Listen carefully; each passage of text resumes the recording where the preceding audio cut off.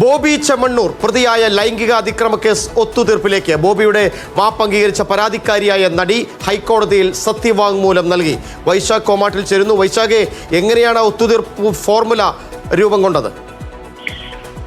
ജോഷി, 3 ദിവസം മുമ്പാണ് ബോബി ചെമ്മണ്ണൂർ ആ വിഷയവുമായി ബന്ധപ്പെട്ടുള്ള ഒരു മാപ്പപേക്ഷ തന്റെ സമൂഹ മാധ്യമ പോസ്റ്റുകളിൽ പങ്കുവച്ചിട്ടുള്ളത്. താൻ ഒരാളെയും അത്തരത്തിൽ അധിക്ഷേപിക്കുന്നതോ അല്ലെങ്കിൽ ഒരാളേക്കും വിഷമം ഉണ്ടാക്കാനോ എല്ലാവരുടെയും വിഷയങ്ങളിൽ ഇടപെട്ട് പരിഹാരം കാണുകയാണ് ചെയ്യുന്നത്. പക്ഷേ തന്റെ ഭാഗത്തുണ്ടായ ചില പരാമർശങ്ങൾ ഈ നടിക്കും നടിയുടെ കുടുംബത്തിനും വലിയ ബുദ്ധിമുട്ടുണ്ടാക്കിയെന്ന് തിരിച്ചറിയുന്നു. അതിന്റെ അടിസ്ഥാനത്തിൽ താൻ അവരോട് മാപ്പ് ചോദിക്കുന്നു. ഈ മാപ്പ് പരിഗണിച്ച ആ കേസിൽ നിന്ന് പിന്മാറാൻ തയ്യാറാകണമെന്നൊരു ആവശ്യം കൂടി ആ ഒരു മാപ്പപേക്ഷയിൽ ഉണ്ടായിരുന്നു. ആ അപേക്ഷ ഇപ്പോൾ പരിഗണിച്ചുകൊണ്ടാണ് ഇപ്പോൾ നടി ആ കേസിൽ നിന്ന് പിന്മാറാൻ തീരുമാനിച്ചിട്ടുള്ളത്. ഇപ്പോൾ ഹൈക്കോടതിയിൽ ഇതുമായി ബന്ധപ്പെട്ട സത്യവാങ്മൂലം സമർപ്പിച്ചിട്ടുണ്ട്. കേസിൽ നിന്നും പിന്മാറുകയാണ് ഈ മാപ്പ് പരിഗണിച്ചുകൊണ്ട് എന്നുള്ള കാര്യത്തിലാണ് ഇപ്പോൾ അറിയിച്ചിട്ടുള്ളത്. ഈ കേസ് 2025 ഈ പറയുന്ന ബോബി ചെമ്മണ്ണൂരിന്റെ കടയുടെ ഉദ്ഘാടനവുമായി ബന്ധപ്പെട്ട് അവിടെ ഈ നടി ഉദ്ഘാടനത്തിനെത്തിയപ്പോൾ ഉണ്ടായ ചില പരാമർശങ്ങളിൽ അതേ തുടർന്നുണ്ടായ കേസൊക്കെയല്ലേ ഈ സംഭവത്തിന് ആധാരം?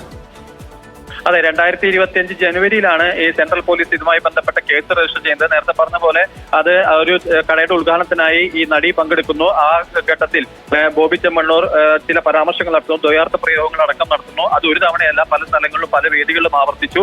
ഇതിൽ ആദ്യം ആ നടി സമൂഹ മാധ്യമങ്ങളിലൂടെ അതിനെതിരെ പ്രതികരിക്കുകയും ചെയ്തു. പിന്നീട് അതിനെ അപഹസിച്ചുകൊണ്ട് ബോബി ചെമ്മണ്ണൂർ വീണ്ടും രംഗത്തെത്തി. അത്തരം പരാമർശങ്ങൾ വീണ്ടും തുടർന്നു. ഇതോടുകൂടിയാണ് നടി അന്ന് പരാതിയുമായി സെൻട്രൽ പോലീസിനെ സമീപിക്കുന്നു. അതിന്റെ അടിസ്ഥാനത്തിൽ 2025 ജനുവരിയിൽ കേസ് രജിസ്റ്റർ ചെയ്ത സെൻട്രൽ പോലീസ് വയനാട്ടിലെ റിസോർട്ടിൽ, ആ ദൃശ്യങ്ങൾ നമുക്ക് ഓർമ്മയുണ്ടാകും, വയനാട്ടിലെ റിസോർട്ടിൽ നിന്നാണ് ബോബി ചെമ്മണ്ണൂരിനെ കസ്റ്റഡിയിൽ എടുക്കുന്നതും പിന്നീട് കൊച്ചിയിൽ എത്തിക്കുന്നതും.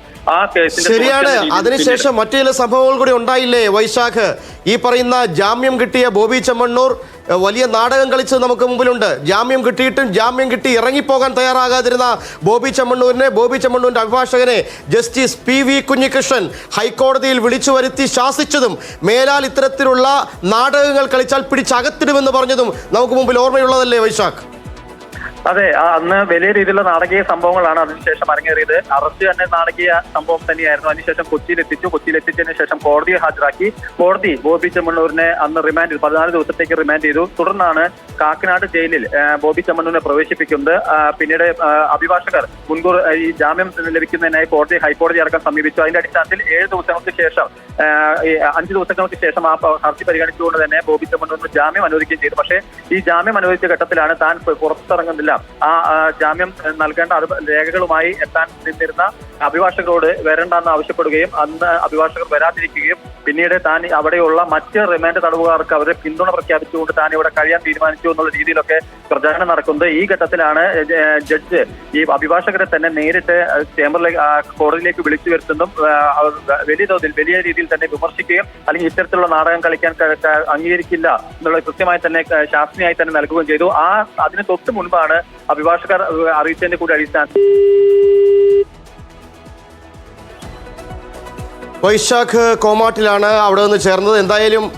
എന്തായാലും ആ സംഭവത്തോടു കൂടിയാണ് ഈ പറയുന്ന നടി നൽകിയ പരാതിയിലെ അറസ്റ്റ്, ജയിൽവാസം, പിന്നീട് കോടതി വിളിച്ച് മുന്നിൽ നിർത്തി ശാസിച്ചത്, ഇതിന് പിന്നാലെയാണ് സത്യം പറഞ്ഞാൽ ബോബി ചെമ്മണ്ണൂരിൻ്റെ ദ്വയാർത്ഥ പ്രയോഗങ്ങൾ നിന്നത് എന്നുള്ളത് സത്യമാണ്. കാരണം കോടതി പിടിക്കേണ്ടിടത്ത് പിടിച്ചു എന്നുള്ളപ്പോഴാണ് ബോബി ചെമ്മണ്ണൂരിൻ്റെ ഇത്തരത്തിലുള്ള ഈ പൊതുമധ്യത്തിലുള്ള ആളുകളെ അവഹേളിക്കുന്ന വിധത്തിലുള്ള ഇത്തരം ദ്വയാർത്ഥ പ്രയോഗങ്ങൾ അവസാനിച്ചത് എന്നുള്ള സത്യം കൂടിയുണ്ട് പ്രിയപ്പെട്ട പ്രേക്ഷകരെ. അത് അന്ന് കോടതി ജസ്റ്റിസ് PV കുഞ്ഞികൃഷ്ണൻ വളരെ കൃത്യമായി തന്നെ വ്യക്തമാക്കുകയും ചെയ്തിരുന്നതാണ്.